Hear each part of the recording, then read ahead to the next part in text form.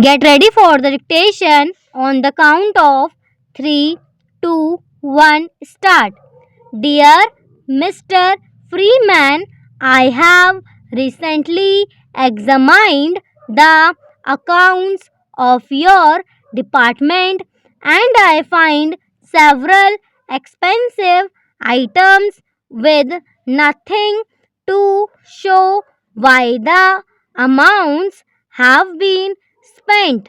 I think it would be advisable to make a special reference against any such items so that the reasons for the payments would be perfectly clear.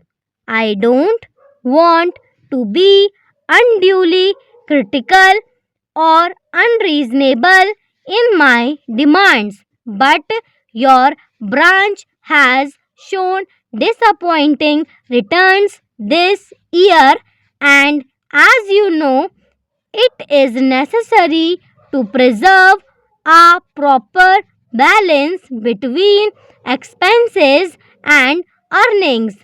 We agreed last April to discuss any unusual expenses before they were incurred, and I must ask you to observe our agreement. Very truly yours.